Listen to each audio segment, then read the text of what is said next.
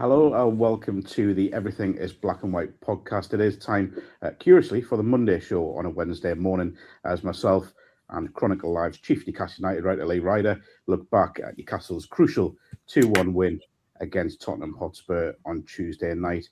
Goals from summer signings Malik Chow and Jacob Ramsey giving the Magpies what is a crucial win in North London. Third time in the last 4 seasons as well that Newcastle have beaten Spurs away.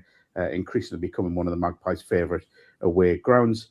Lee, first impressions on the game, really. Yeah, much needed win. I thought at the end the scenes were good, but I thought it was very much more relief that Newcastle just finally ended this run, won a game that they'd have been absolutely hammered for if they'd lost, and just feels like they've just had that little bit of a lift, and they can now hopefully move on and sort of turn the corner a little bit. I have to take you to Eddie Howe's team selection because we spoke on Monday about the fact that he is probably still under pressure to turn this around kind of long term. But his team selection, leaving two strikers on the bench in terms of Voltemada and Wissa, leaving Sandro Tonali on the bench was probably the biggest surprise for me. To go with the midfield that he went with Joe Willock and Jacob Ramsey, and to employ Anthony Gordon, who we thought had a hamstring injury, so was a major doubt for the game, but did a great job in hindsight. Felt a really, really brave team selection from Eddie. Yeah, it did, but I think there's going to come a time where he's got to put some faith in certain players, and certainly Jacob Ramsey, they paid a lot of money for him. He hasn't had the greatest of starts at Newcastle. He had an injury at the start, but last night, 10 out of 10 from me for just the way he battled hard and did everything right. He was pretty faultless, and then to cap it off by getting the winner, it was just a great night for him. And Joe Willock, he's had loads of injury problems as well. He had an excellent game. Obviously, should have had a goal. I'm sure we'll come on to that. Yeah. But selection justified really right across the park. Some big calls made. And obviously when Sandro Tonali came on, I think you actually saw that maybe he isn't quite at the focus levels that he should be. So yeah, I think Eddie, he got it right. But when you win, you do get it right. Yeah, you do. True, very true. We spoke again on Monday about the fact both teams really needed the win, and Spurs are having a bit of a nightmare season. Newcastle haven't hit the levels that they've expected this season. I think that sort of played out in the first 20, 25 minutes, didn't it? Where you could see Spurs were really nervous. Newcastle, I thought, started really well. I'm fairly certain it's a seasonal high of corners in the first half as well across the Premier League. It was a brilliant kind of opening half hour. Yeah, it was. And my fear, though, when that was happening, as a Newcastle fan, you obviously fear sometimes, was they weren't going to make the most of it. It was just corner after corner, opening after opening, but they didn't have the lead. And, when the Joe Willock goal got taken off, you started to be a bit concerned. But, right on the stroke of half-time, brilliant time to score. Chow pops up, Willock involved, and it was just great determination. He kind of followed that up like a centre forward, which is what Newcastle have been lacking. And it was just a great time to score and, reward for what had been a first half of utter domination. I think you're right. We've both seen enough Newcastle United during the years to know that what seemed to be coming, all that dominance in the first half, as you say. We will talk about the Joe Willock goal, or what should have been a goal. A brilliant break, a brilliant counter-attack, and an excellent finish for a player that, as you said rightly earlier on, has had his injury problems this season, had a great moment in PSG getting that equaliser. I can't get my head around these offside rules. Look, if I'm being honest, it is offside. It is right. It is right. But it's such a bizarre thing to be offside by the littlest part of your forehead. And what happened to these fine margins going in favour of the attacking player and stuff like that? And this 5 centimetre rule or 5-inch rule, whatever it is. I can't get it, mate. I can't get it.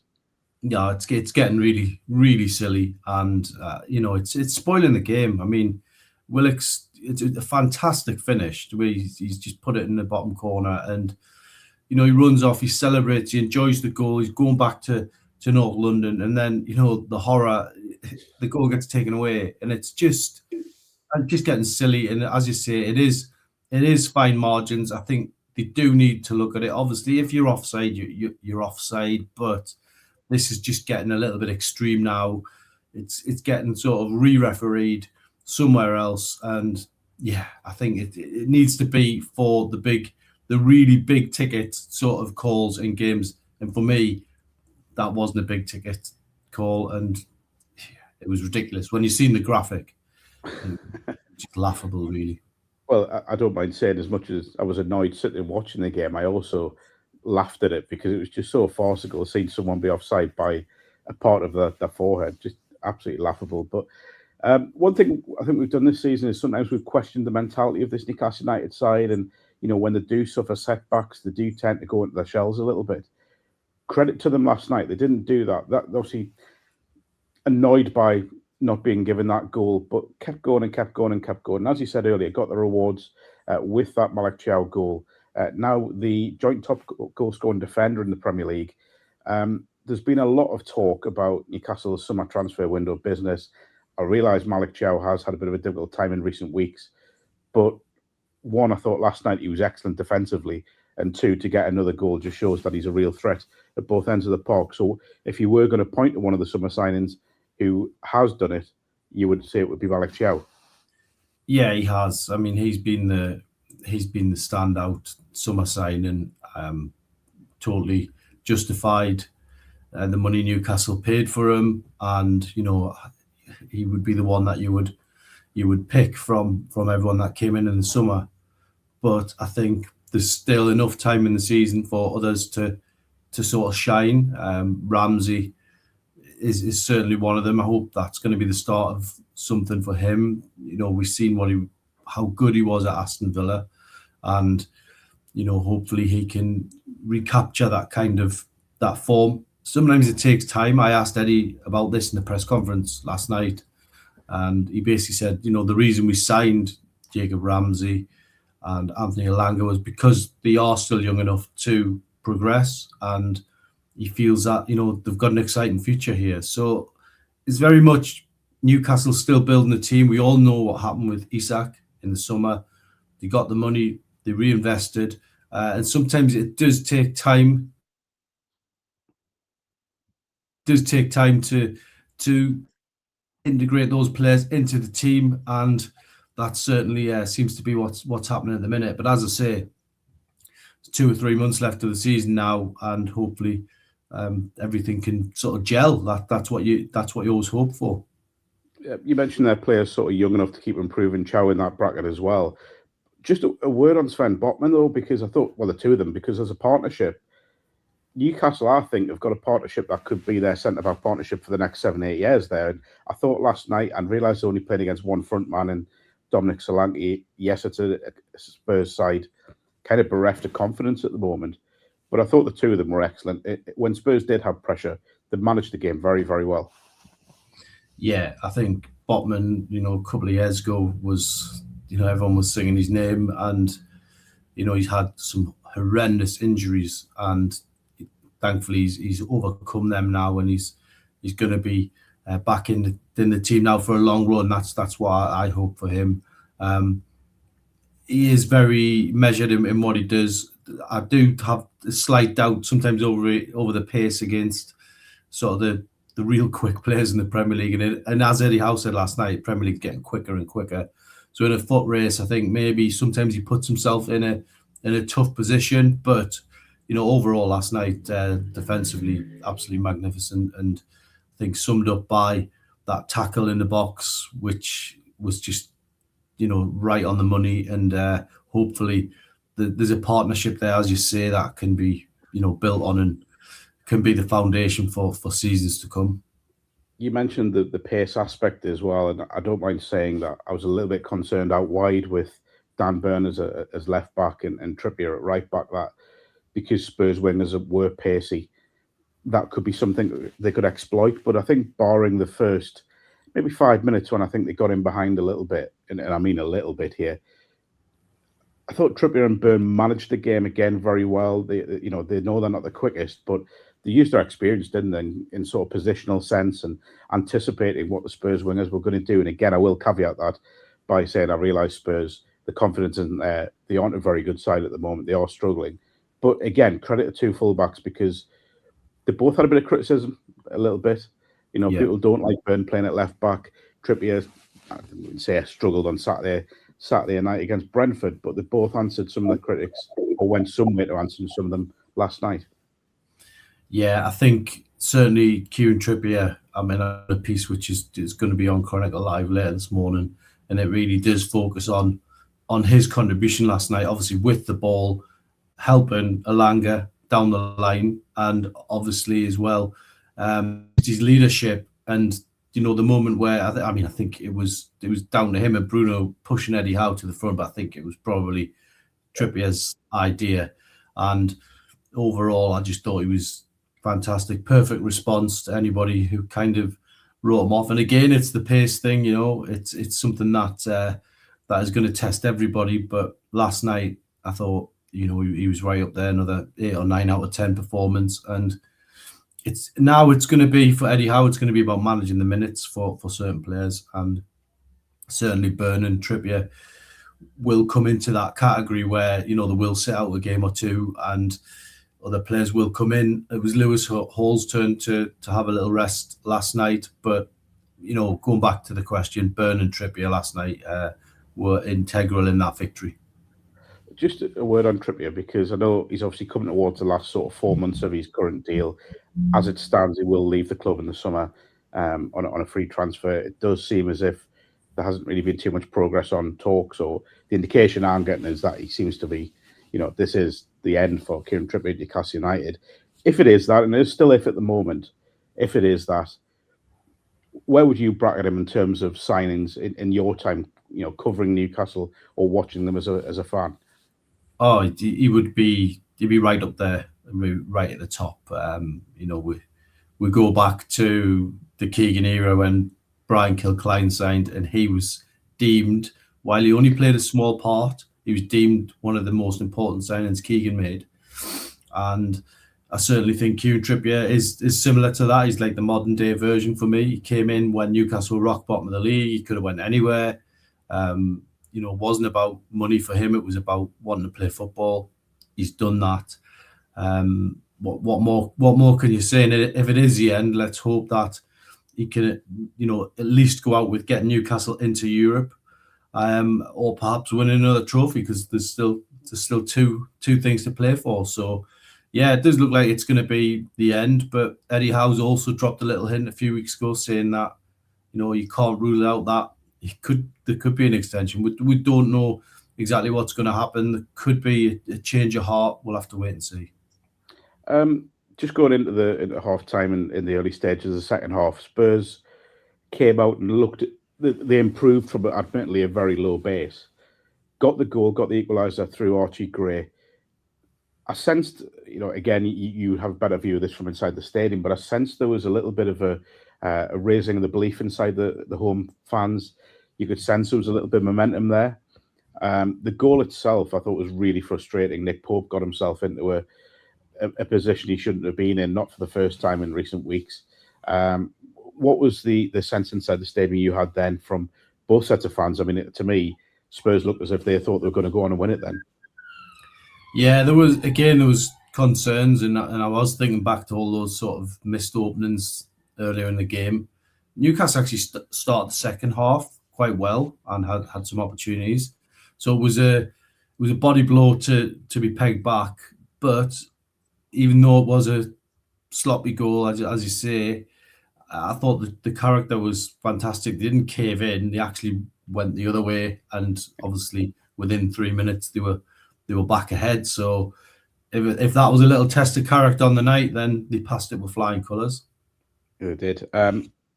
You mentioned there the response again, and I will say it again. I have been questioning the attitude and the mentality of this Newcastle side when they do suffer setbacks. As I said earlier, they do tend to wilt a little bit. But last night, I think we saw signs of what we expect from an Eddie Howe side, which was that response to going or being pegged back was unbelievable. I mean, the goal itself, and it was fascinating to listen to the commentary, because I think when it first went in, I didn't realise just how good a goal it was.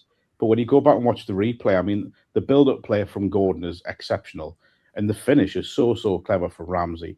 And the added bonus of it, it just absolutely knocked the stuffing out of Spurs, didn't it? You could see the players just shrink. Yeah, it was. I mean, if you sort of like go take it back again, it started with Xavi Simons diving Yes. when Kieran Trippier went over and told the referee, "Come on, sort this out." They had a chance to break, and Newcastle managed to recycle it and go all the way back round. So it was a beautiful goal to watch. That 1 minute you think you're under threat, and the next minute it's going down that left-hand side.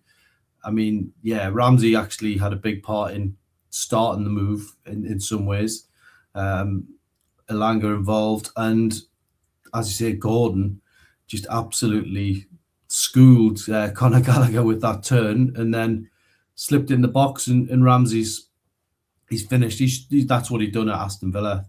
Just arrived and would finish like that. So it's fantastic to see that he gets the sort of headlines, and the celebrations were just fantastic. And it was just a great moment. And once it went to that, I didn't see Spurs getting back into it. As you say, the belief around the stadium started to drain. The empty seats became more apparent, and that's when they started turning on Thomas Frank. So, and in contrast, Newcastle fans have been chanting Eddie Howe's name all night. So there's a little tail in that part as well. Yeah, on Ramsey, I mean, I know we spoke about him a little earlier, but this feels like a possible launch pad for the rest of the season and beyond. I mean, he's come in with high expectations. Even he was the first to admit that he hasn't really done it at Newcastle yet. But this feels like a significant moment in his time as a Newcastle player. You saw his delight when he scored the goal. You saw the response of the supporters right in front of him. It feels significant for him. Oh, absolutely. I mean, you've got to remember as well, he is relatively young. I think he's 24. And that's still quite young as far as I'm concerned. And moving to a different city, all he knew was Aston Villa before he come here, and moving to a different city, being in a different club, a different manager, it's going to take time. And I think now we're starting to see all his quality coming through. He's comfortable with his surroundings. He looks like he's enjoying himself at Newcastle, and hopefully, as you say, it's a launch pad. And the great thing is that there's plenty of games to go. And I mean, I think he's also got a good understanding of Willock as well, and that's something again. It's another plus point. So soon after we were going through loads of negatives the other day. So yeah, Ramsey for me was a star man last night. Now, if there is, I'm sorry, I'm going to mention a negative now, but if there was a negative, it seemed to be an injury picked up by Bruno Guimaraes, who I thought was outstanding in midfield, by the way. Kind of overlooked him weirdly, but it gave Newcastle control in the middle. What's the feeling post-match? I know Eddie was asked about it in his press conference. What's the feeling on the injury? Yeah, he said he feared that it was an injury, a hamstring injury. It's still very early. It's the players will be getting assessed today, so we have to wait for some news to emerge on that one.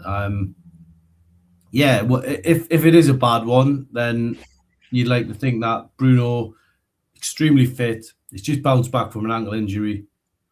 Let's hope if it is an injury, then he'll be back quickly. I mean, he's always fighting to get back, and hopefully this one is not as bad as first feared. But he was limping heavily when he walked off the pitch at the end. So yeah, let's wait and see on that one. And that limping off the pitch came just moments after, as you said earlier, pushed Eddie Howe towards the Newcastle fans, possibly instigated, as you said, by Kieran Trippier. TV cameras showed Trippier and Eddie Howe talking very closely just before that moment, and that feels like I thought it was a gesture from the players more than Eddie himself. Obviously, Eddie's done the old fist pump, which we love to see, but it felt as if I thought the players were sending a message to everyone, not just Newcastle fans, to everyone saying, this is our man. We back Eddie. We're playing for him. Yeah, 100%. And I think I've seen Newcastle teams, you've seen Newcastle teams where they're not playing for the manager, and it's just so obvious that they're not putting an extra shift in for the manager. And this was far from that. This was a hard-working display. And I think even in all the defeats in recent weeks, there's been a patch in each game where you can see Newcastle have had an opportunity to build on something. So for me, there's no doubt the players are right behind Eddie Howe. That was, a real gesture last night. We tried to speak to some of the players after the game, but as good as Spurs Stadium it is, the mix zone there is absolutely terrible. They've got to kind of be guided through a door and then walk through another door. It's just ridiculous. And unfortunately, we didn't get much reaction from them, but I'm pretty sure that had we been able to talk to them, then I think they would have dedicated that win to the manager. So I'll do it on their behalf. They obviously, supporters don't get to see the entire post-match press conference, and I asked you this on Monday about Saturday night's post-match, but I'm guessing you saw a very different Eddie Howe. Did you sense a relief over the win, or was it more just satisfaction? Bit of relief. I think the great thing about him is he's very humble. So he's humble in defeat, he's humble in victory. Other managers might have taken that as an opportunity to have a bit of a snipe at critics, and he didn't do that. It was very much like his press conference the other day. So for me, he is very much the measured modern manager. A lot of psychology goes in everything he says, and yeah, as I say, he could have a snipe. He didn't do it. A lot of people would have been tempted to, given some of the things that have been said. But I thought he was very, very measured and collected, and looking forward to the next game against Aston Villa, which is obviously another big one for the season. Well, we should say, this is me being very boring here, and I really do apologise. It is just one win. It still has been a poor run of form, but it does at least take them into still another big week line ahead with, as you say, Villa in the FA Cup fourth round on Saturday, and then Qarabağ on Tuesday night. The first leg of that, we can call it historic, first time Newcastle be in the knockout stages of the Champions League, long trip to Azerbaijan. So it is still a big week ahead, and it was just one win. So they absolutely have to build on what they did last night and take the positive aspects of the performance. Yeah, it is only one win, and they are still 10th in the table and some way off, certainly the Champions League race via the Premier League. So it's a start. It's something that they need to build on. I think the FA Cup, regardless of what happened last night, the FA Cup game was always going to be, I mean, you know what it's like. If you go down Aston Villa and win, 6,000 fans are chanting, we're going to Wembley after the game, the cameras are on them. It's a great sight to see, but it will be a very tough game at Villa. So that, for me, would take them to another level, and they've obviously got to go to Qarabağ as well and get a result. It's very much a trip into the unknown, and for Newcastle, the next two games are so pivotal for the season. There's no other way of looking at it. Just a word on Villa before I let you go and get your train back to Newcastle. Eddie's now got some huge decisions to make in that Villa game. I mean, we look at last night's team, and obviously we'll wait and see what happens with Bruno. But does he recall Tonali? Does Lewis Hall get a recall? Does Ramsdale get a chance in goal because it's a cup game? And generally, he's played in cup games. What happens with Valdemar and Wissa? Do they play? I mean, they're good problems to have and good selection issues to have for Eddie Howe. But the big decisions he's got to get right. Yeah, they do. And I think Villa have had, a good season, but they've lost the last couple of home games. So they'll be looking at the weaknesses to expose. For me, you'd be crazy to not play Ramsey in that game, going back to his old club, with a point to prove, trying to get through. And other players don't really merit being dropped, really. For me, Lewis Hall gives you another dimension, so I could see the idea of him coming back in. Could it lend itself to a back five again? Potentially.